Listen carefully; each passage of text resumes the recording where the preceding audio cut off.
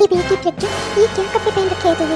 अरे जा इसे जल्दी से बदल ले, पूरे गांव भर में हमारी क्या इज्जत रह जाएगी अगर ऐसे ही तू बाहर निकली तो। गांव वाले थूकेंगे हमारे मुंह पर, और अभी अगर तेरे बाप ने देख लिया ना तो बेकार में ही 4 बातें सुनाएगा मुझे वो बुढ़ा। जा जा जल्दी जाकर कपड़े पहन अच्छे से। माँ आप भी ना, आपकी सोच ना हमेशा वही छोटे घर वाली ही रहेगी। माँ ये कपड़े ना इंसान को बड़ा बनाते हैं, स्मार्ट बनाते हैं। मुझे देखकर कोई अंदाजा ही नहीं लगा सकता कि मैं कैसे घर की लड़की हूँ, बल्कि ये पहनावा मेरा मुझे दिखाता है कि मैं कितनी स्मार्ट हूँ।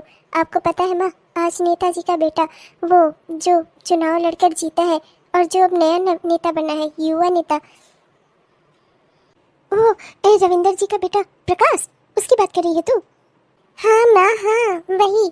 माँ आपको पता है आज वो बाजार में आएगा लोगों का धन्यवाद करने, जिन लोगों ने उसे चुनाव में वोट दिया था। माँ वैसे तो उसे किसी की वोट की जरूरत ही नहीं है, क्योंकि लोग बखूबी जानते हैं कि ऐसे चुनाव में कैसे जीत हासिल होती है, लेकिन फिर भी वो एक अच्छा इंसान है ना, इस वजह से वो आज आएगा मार्केट में। तो मैं भी मार्केट जा रही हूँ, क्या पता माँ मुझे ऐसे देखकर वो खुश हो जाए और उसे मुझसे प्यार हो जाए, मेरी तो किस्मत ही बदल जाएगी माँ। अरे वाह मेरी बेटी, तूने सिद्ध कर दिया कि तू मेरी ही बेटी है। इतना तेज दिमाग जो है तेरा। झोपड़ी से निकलकर हवेली में जाने के सपने देख रही है तू, बहुत ही अच्छी बात है बेटा। जा, अब तो तुझे बुढ़े भी नहीं रोक पाएंगे, अगर वो कुछ कहेंगे ना तो मैं देख लूंगी उन्हें। तू जा। अरे नेताजी और उनका बेटा, अरे वो दोनों यहाँ के मालिक है, मालिक। नेताजी के बाद सब कुछ उनके बेटे का ही तो है, और वो तो यहाँ के मालिक है। एक इंसान में भी हिम्मत नहीं है जो उनकी खिलाफत में कुछ कह दे। अरे वो लोग भगवान है, हमारे भगवान। अगर उस घर में तेरी शादी हो जाती है ना, तब तो फिर जान ले कि हमारी तो किस्मत ही बदल जाएगी। मामी मामी वो जंगल में आजकल बहुत बारिश होती है मामी, वहाँ अकेले झोपड़ी में रहना बिल्कुल अच्छा नहीं लगता मामी, बहुत डर लगता है रात में। मामी मुझे यहीं रह लेने दो ना, मैं आपके घर का सारा काम कर दिया करूँगी। 2 रोटी ही दे देना मुझे और कुछ नहीं चाहिए मामी। मामी पर प्लीज़ मुझे अपने साथ रख लो ना। किस बात का डर लगता है? हाँ किस बात का डर लगता है? अगर इतना ही डर लग रहा था तो अपनी अम्मा के साथ तुझे भी स्वर्ग सुधार जाना था, क्यों बैठी रह गई इस दुनिया में? हाँ, और जब तेरी माँ ने जंगल में ही घर बनाया तो वहीं तो रहेगी तू, कि हमारे सर पर आकर रहेगी? मैं रख लूँ इसे अपने घर में, मेरे घर का काम करेगी, जिससे आज काम करने के लिए रख लूँ, कल को मेरे घर में हिस्सा बांट करवाने लगे तू ना? बिल्कुल ना, मैं तो तुझे यहाँ रहने नहीं दूंगी। चल भाग यहाँ से, जो धंधा तेरी माँ करती थी ना वही धंधा तू भी अपना ले, बहुत सुखी रहेगी उसमें तू। मामी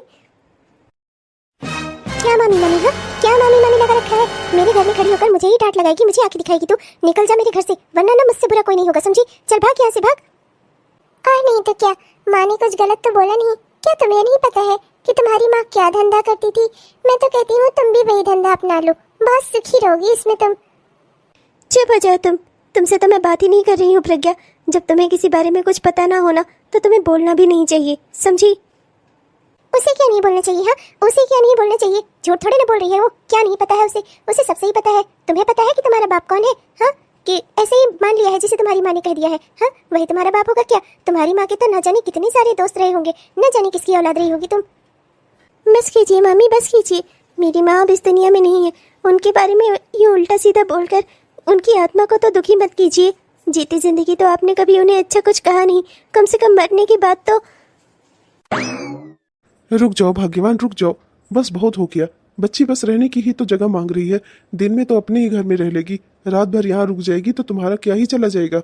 हाँ उसके लिए इतना कुछ सुना रही हो उसको, और जाने भी दो। अरे अपने ही घर की बेटी है, अगर रह लेगी तो क्या हो जाएगा? इतना कुछ उल्टा सीधा बोलने की क्या जरूरत है? संस्कार कहाँ है और कहाँ नहीं, ये तो तुम अपनी बेटी के पहनावे में ही देख सकती हो। ये क्या पहन कर रखा है इसने? पहले इससे बोलो कि सही से कपड़े पहने। गांव भर में मेरी नाक कटाने वाली है तुम्हारी बिटिया, और तुम मेरी भांजी को कह रही हो? ए बुड्ढे, तुम्हें मैं अच्छे से बता दूं, ये मेरे घर की बेटी नहीं है और ये मेरी बेटी है। ये चाहे जैसे जो पहने वो से मेरी पूरी आजादी है, ये मेरी बेटी है, जैसे चाहे वैसे रहे, ये मेरी बेटी नहीं है, समझा तू? और इसे जहाँ तुम्हें रखने का मन करे ना वहाँ रखो, पर मेरे इस घर में तो ये बिल्कुल भी नहीं रह सकती, समझे? अच्छा ठीक है, नहीं रहेगी ये तुम्हारे घर में, मैं समझा दूंगा इसे, पर तुम जाओ यहाँ से। मैं हूं ना, मैं समझा दूंगा इसे, नहीं रुकेगी ये तुम्हारे घर में, नहीं चाहिए इसे तुम्हारे घर की रोटी। पर चलो अब जाओ यहाँ से। बेटी तुम तो अपनी मामी को जानती हो ना, उसके कहे गए कड़वे शब्दों के बारे में कभी भी मत सोचना। तुम्हारी माँ एक बहुत ही अच्छी औरत थी, बस उसकी जिंदगी ही हमेशा हमेशा कठिनाइयों में कटी। वो एक बहुत ही अच्छी औरत थी मेरी बहन, मैं उसे अच्छे से जानता हूँ, बहुत हिम्मती थी, कभी किसी चीज़ से हार नहीं मानती थी वो। मेरे पापा ने उसकी शादी एक अच्छे इंसान से कराई थी, हमें लगा था कि वो उसके साथ सुखी रहेगी, शहर में रहेगी। हमें नहीं पता था कि वो उसे ले जाकर शहर में एक गंदी जगह पर उसका सौदा कर देगा, उसे बेच देगा वो। हमने ये कभी नहीं सोचा था।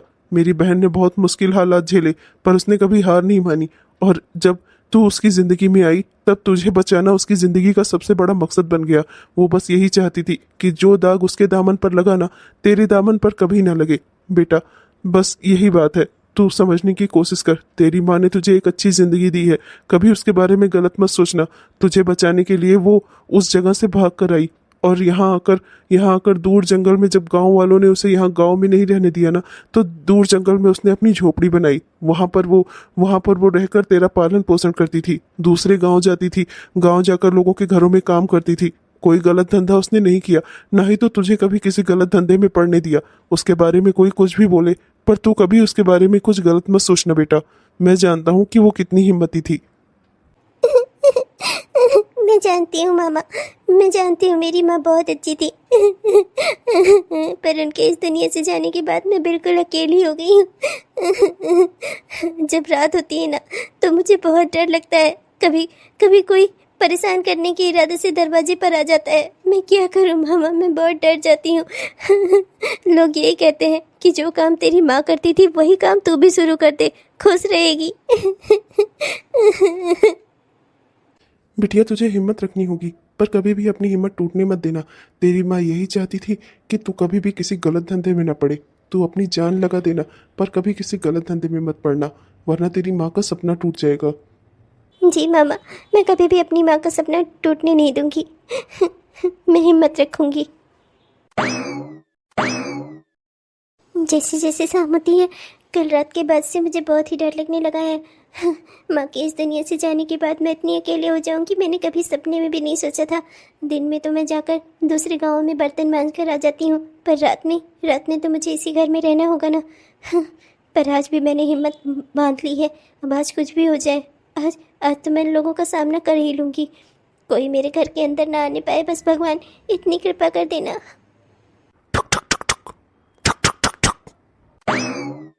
कौन हो तुम?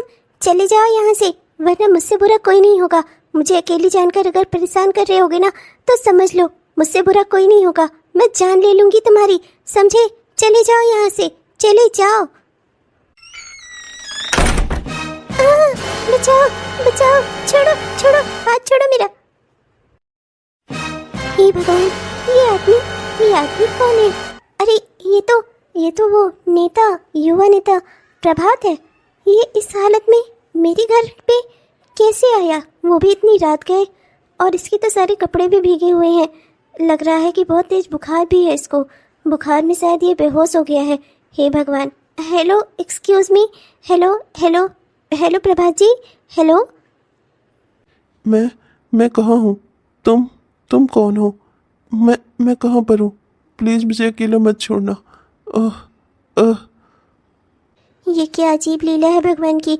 इस गांव भर में, पूरे इस शहर में जिस पर लड़कियां मरती हैं, वो आज मेरे घर आंगन में है, वो भी मेरे कमरे में, और वो भी इस हालत में, इतनी रात गए। ये सब क्या हो रहा है? मुझे तो कुछ समझ में नहीं आ रहा है। पर जो भी हो, मुझे इनकी देखभाल तो करनी ही होगी।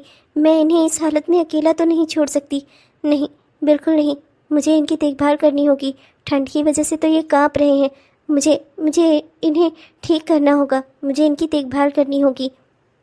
बार बार कहाँ चली जा रही हो मुझे छोड़कर? मैंने कहा ना कि मुझे छोड़कर कहीं मत जाओ। मुझे बहुत डर लग रहा है। प्लीज मेरे साथ रहो, प्लीज।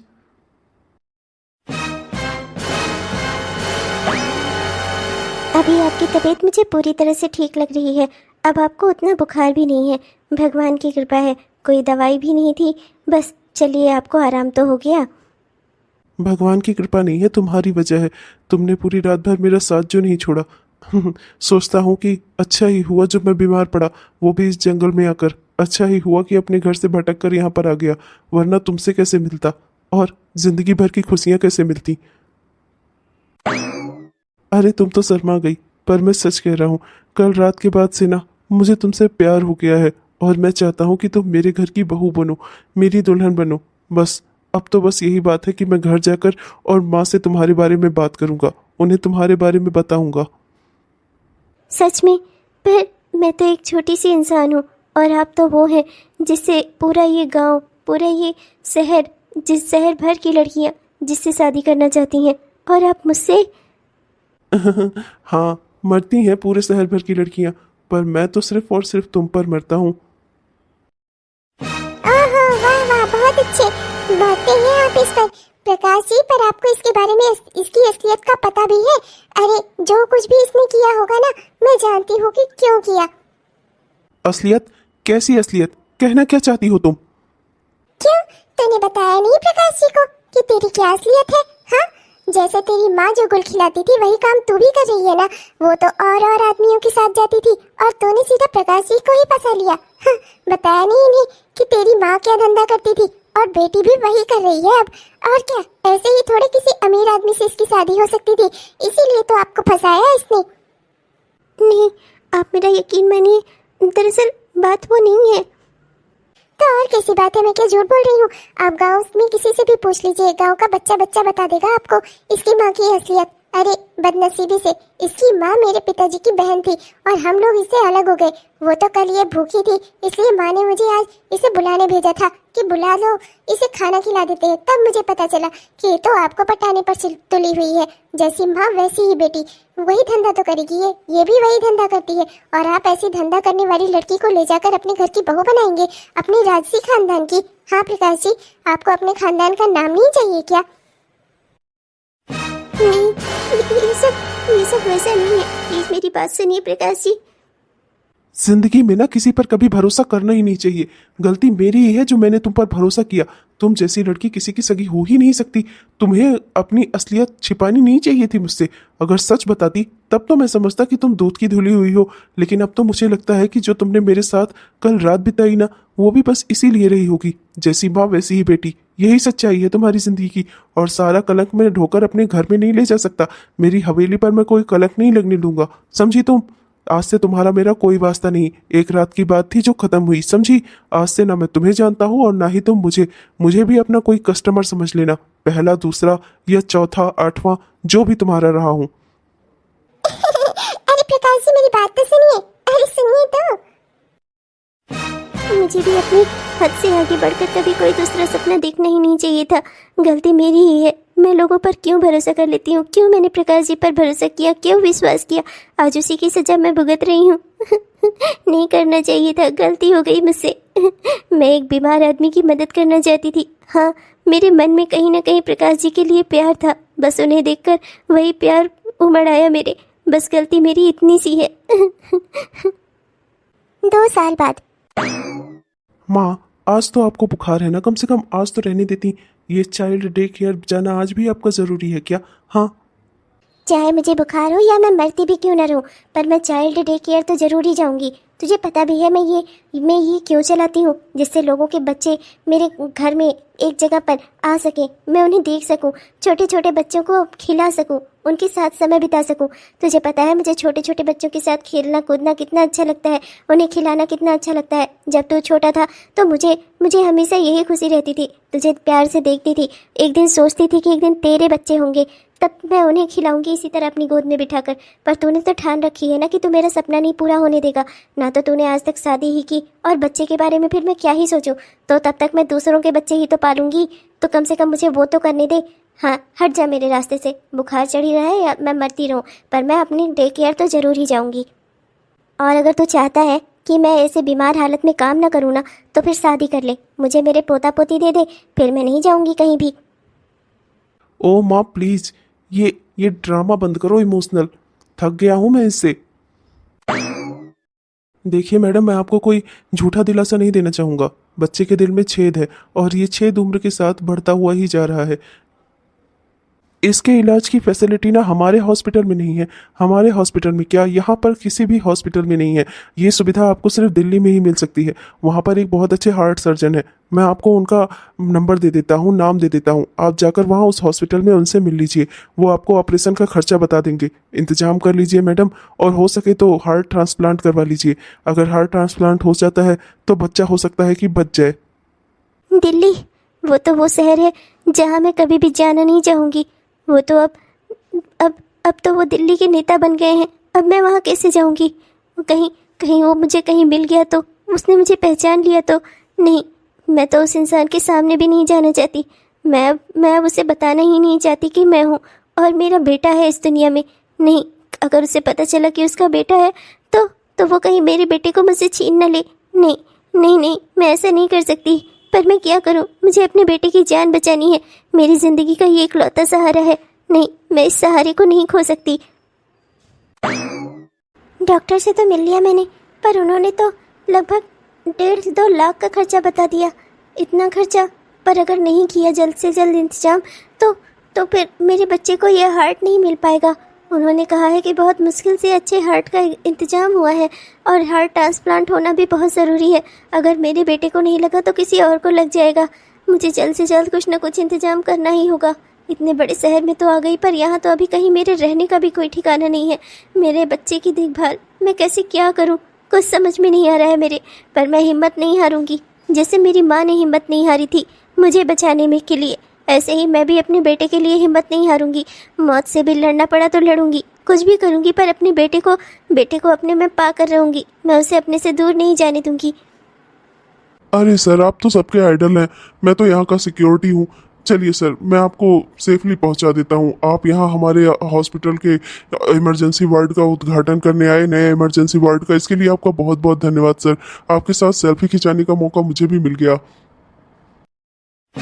हे राम भगवान, ये मुझे ना पहचाने। मैं नहीं जानती कि ये मुझे पहचाने।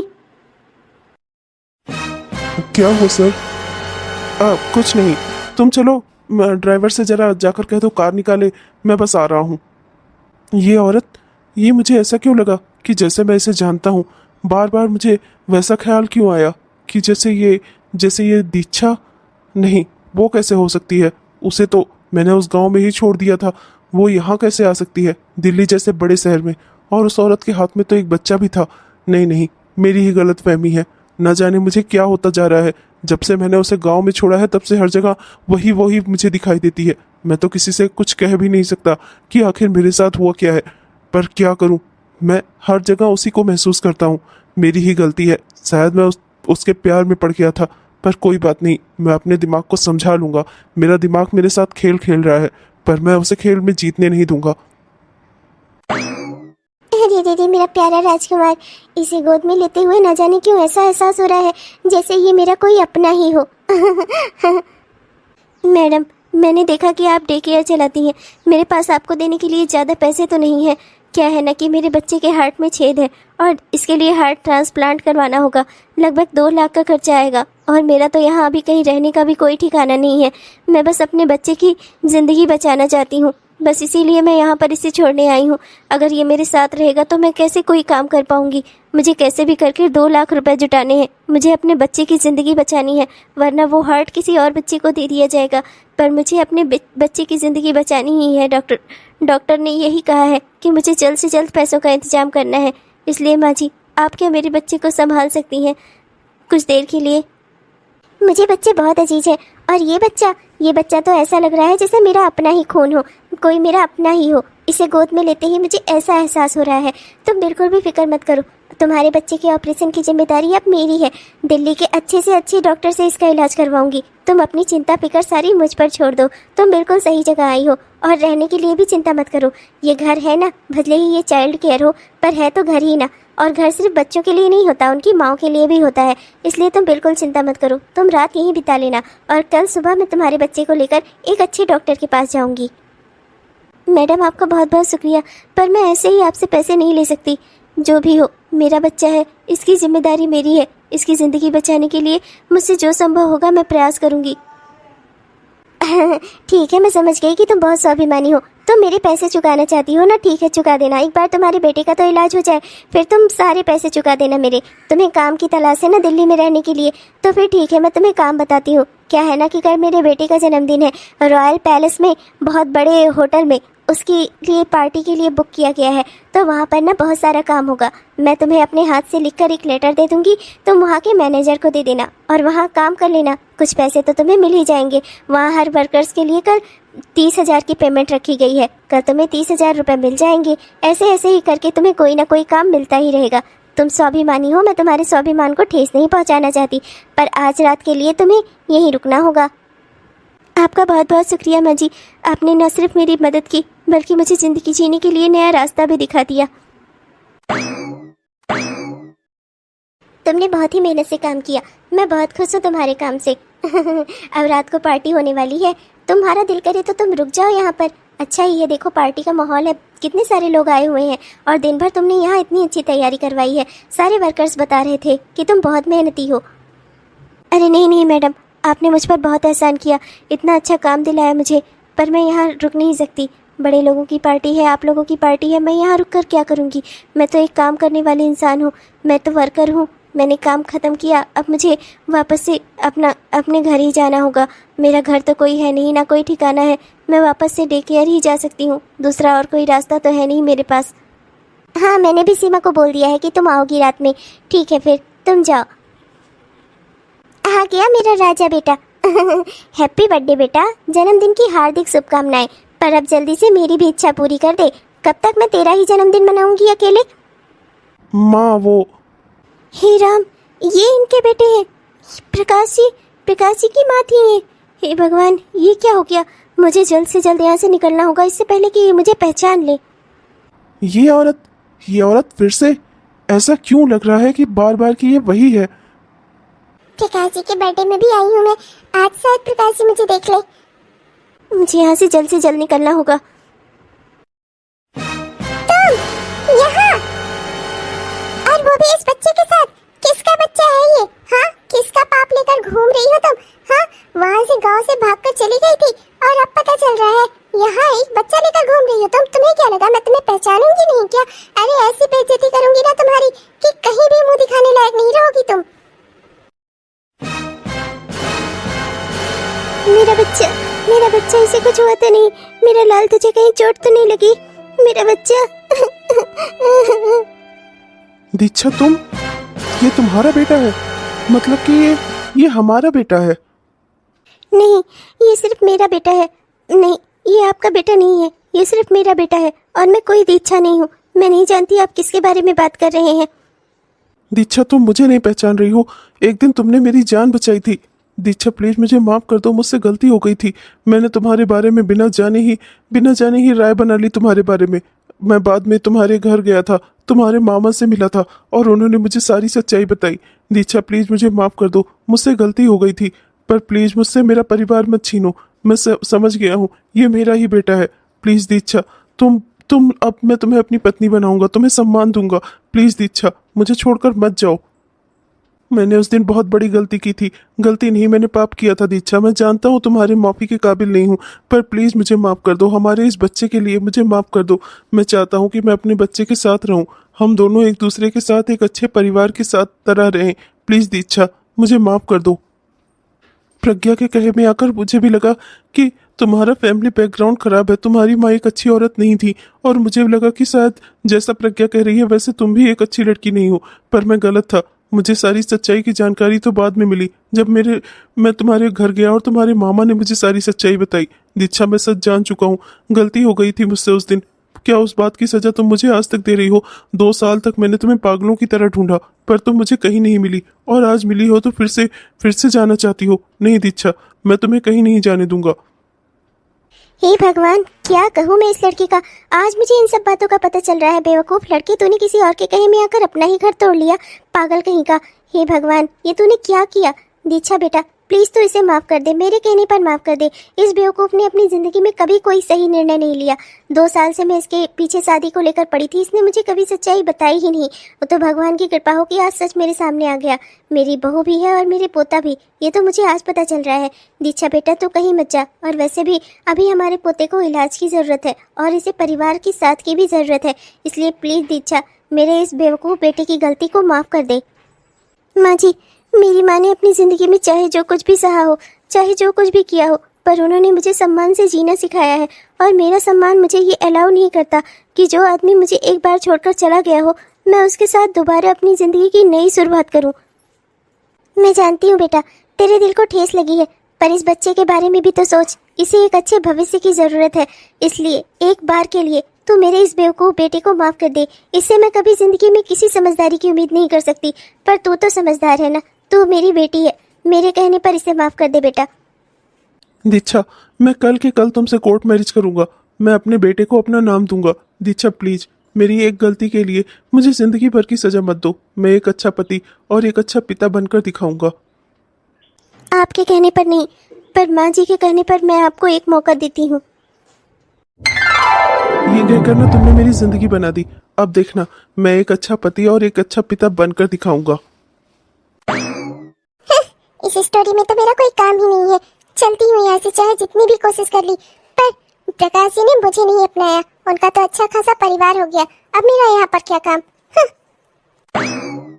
तो देखा आपने दोस्तों, किसी के कहे में आकर कभी भी अपना घर नहीं उजाड़ना चाहिए। लोग क्या कहते हैं इस बात पर बहुत ही कम ध्यान देना चाहिए। हमें क्या सही लगता है ना जिंदगी में, हमें हमेशा वही करना चाहिए। ठीक है दोस्तों, इसी सोच के साथ मैं लेती हूँ आप लोगों से विदा। मिलूंगी कल आपको एक नए वीडियो के साथ, एक नई कहानी में। तब तक के लिए मुझे इजाजत दीजिए दोस्तों। आपने वीडियो पूरा देखा इसलिए आपका बहुत बहुत धन्यवाद दोस्तों, दिल से बहुत बहुत धन्यवाद दोस्तों। वीडियो अगर पसंद आया हो तो कृपया लाइक जरूर करिएगा। अपने दोस्तों को, रिश्तेदारों को वीडियो को शेयर भी जरूर करिएगा। और हाँ दोस्तों, अपने प्यारे प्यारे से कमेंट्स ना हमें जरूर लिखिएगा। आपके प्यारे प्यारे कमेंट्स का हम दिल से इंतजार करते हैं दोस्तों। और हमारे वो प्यारे प्यारे दोस्त जिन्होंने अभी तक हमारे इस चैनल को सब्सक्राइब नहीं किया है, कृपया जरूर सब्सक्राइब कर लीजिएगा दोस्तों, जिससे हमारे इस तरह की वीडियोस आप तक हर दिन पहुंचते रहें। अब मैं चलती हूँ दोस्तों, मिलूंगी आपको कल एक नई वीडियो के साथ, एक नई कहानी में। तब तक के लिए बाय बाय।